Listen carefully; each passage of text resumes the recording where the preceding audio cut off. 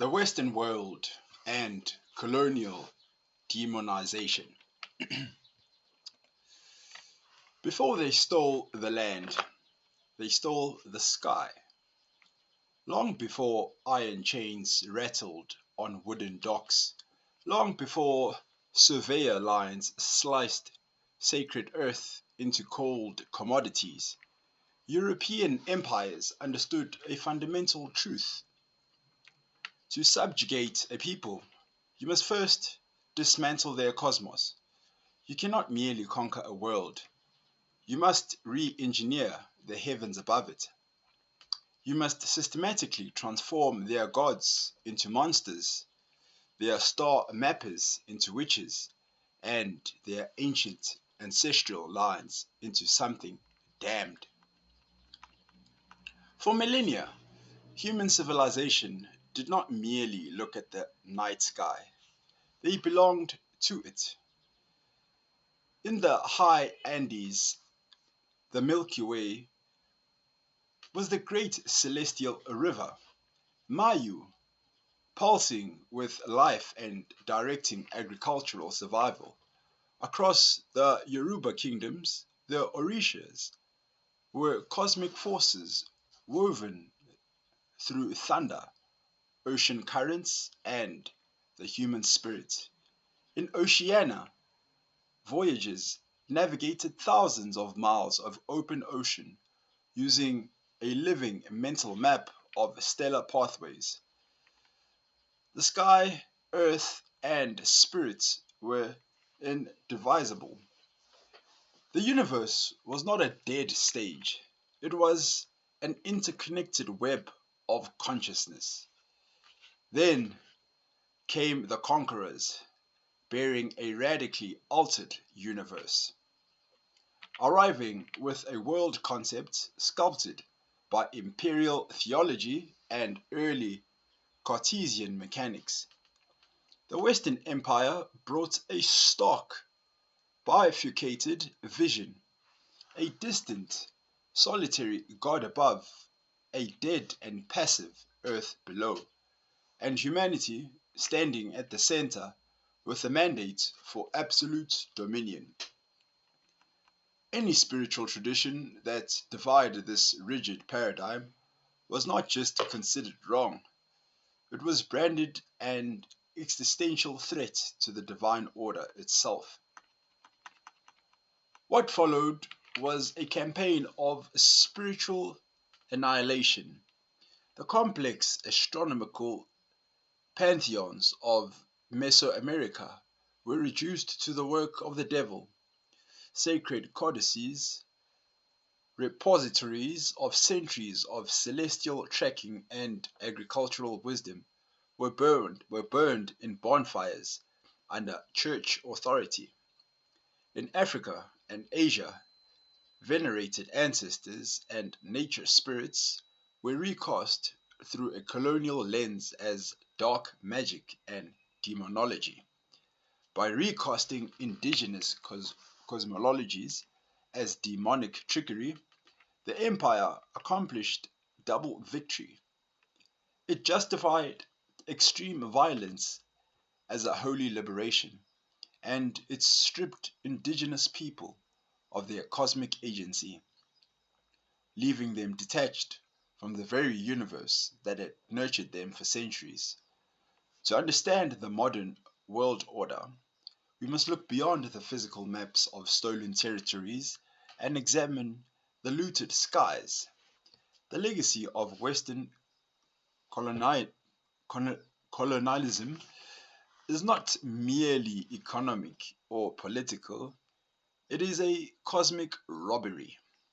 By unearthing how the West demonized the ancient heavens, we begin to recover what was stolen, a richer, deeper, and far more terrifying, beautiful relationship with the cosmos. Welcome to the Sovereign Renaissance, a channel through the arcane, mystical, and occult science.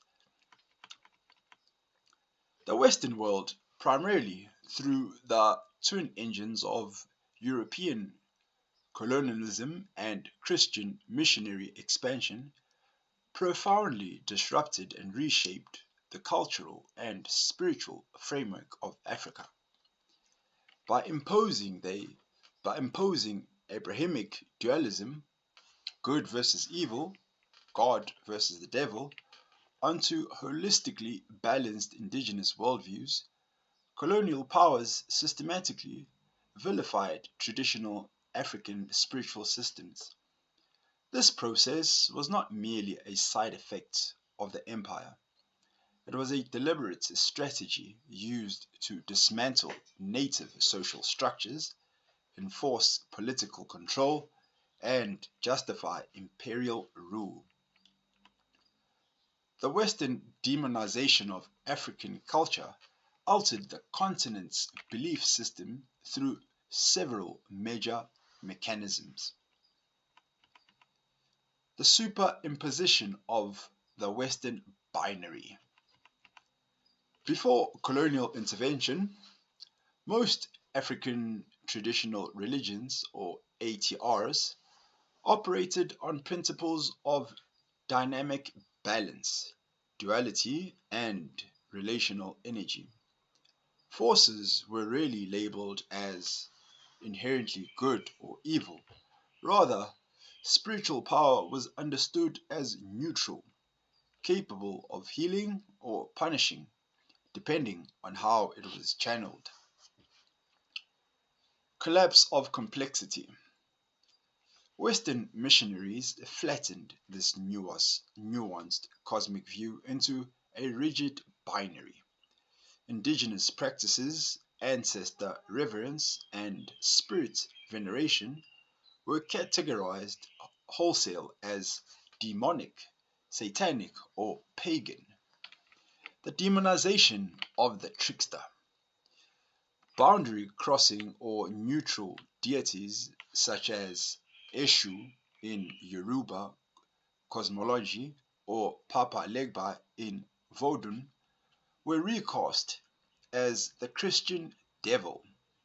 In reality, these trickster archetypes were catalysts for moral growth, balance, and divine communication, not agents of eternal damnation.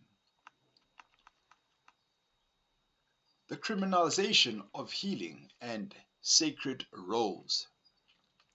Colonial authorities used legal frameworks to outlaw indigenous spiritual practices, destroying the traditional social contracts that kept communities functional. Witchcraft legislation. Laws like the British Witchcraft Ordinances, example in Kenya or South Africa, conflated traditional healers, herbalists, diviners, and spiritual judges into a single criminalized category, known as witch doctors or sorcerers. Distortion of protection versus malice. In traditions like the Congo Nkisi or Southern Africa Sangoma practices, healers meditated community disputes and produced protective charms. By criminalizing these mediators, colonizers stripped society of their native justice system, leaving a vacuum filled by fear, mob justice, or total reliance on legal systems imported from Europe. The epistemicide and cultural self-alienation. The most lasting impact of colonial demonization was psychological, what African philosophers term ep- epistemicide, or known as the destruction or devaluation of indigenous knowledge systems.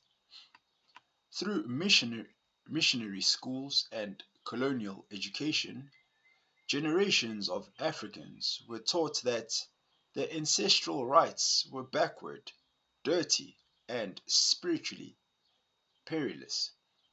This created an internalized cultural shame where practicing traditional rites had to be hidden or done under cover of night, leading to a rift between public Christian or Islamic identity and private ancestral practice. The rise of syncretism and modern Pentecostalism. The pressure of colonial demonization did not eradicate African spirituality. Instead, it forced it to adapt, shapeshift, and survive.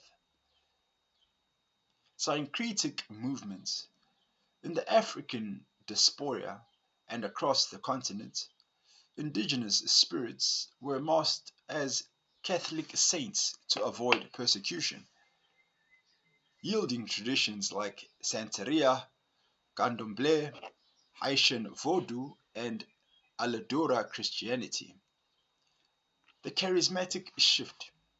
In modern sub-Saharan Africa, the Pentecostal charismatic Christianity has, has seen explosive growth. Paradoxically, while Pentecostalism explicitly attacks traditional spirits as demons or generational curses, it adopts the structure of African cosmology, treating the spiritual world as immediate, tangible, and active in daily life. Modern reclaim and post colonial resurgence.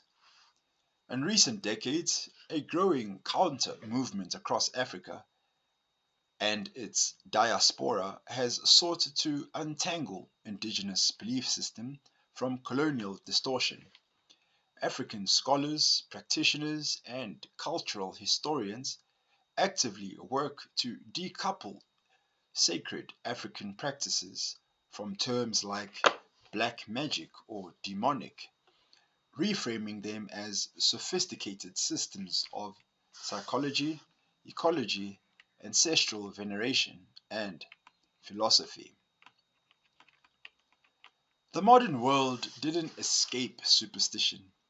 It merely built a cage out of glass and concrete, declaring the universe dead. For 5 centuries, the dominant Western paradigm has insisted that the sky is nothing more than a vacuum, that nature is merely raw material awaiting exploitation, and that the stars are silent, unfeeling reactors scattered across an indifferent void. We were told this was progress, that enlightenment required stripping the cosmos of its soul and replacing the living universe with a cold mechanical clockwork. But this grand disenchantment was never a natural evolution of human thought. It was an engineered conquest. To build an empire that could slice through continents without guilt, the colonial machinery had to perform a massive spiritual exorcism. It had to convince billions of people that the ancient web of life connecting humanity to the cosmos was a delusion, and worse, a heresy. Sacred groves were rebranded as haunts of the damned. Celestial navigators were branded as sorcerers, and complex holistic cosmologies that integrated ecology, spirit, and astronomy were vilified as primitive demon worship. The empire did not just conquer physical land, it erected a prison around human perception. Yet, a cage built on deliberate erasure is inherently fragile. As the modern industrial apparatus begins to fracture under the weight of its own ecological and existential crises, the artificial silence of the West's dead universe is growing deafening. The hyper-rational grid is faltering, and the suppressed longings of a displaced humanity are breaking through. We are realizing that in our headlong rush towards material dominance, we traded a universe rich with meaning and relationship for an empty, sterile vacuum. The monsters were never in the old gods, nor in the sacred traditions of those who knew how to live in harmony with the cosmos. The true horror was the void we created when we stripped the sky of its divinity. Now, as the smog of the empire begins to clear, and the old ways of knowing re-emerge from the shadows, we are confronted with a breathtaking realization. The ancient forces didn't die under colonial decree, they were simply waiting. And every time we looked past the artificial glare of our cities into the quiet depth of the night, the old cosmologies whisper the same chilling, liberating truth. We were never alone. We were never damned. And the sky is finally coming home. And if you liked today's video, please do like, share, and subscribe. And until next time, goodbye.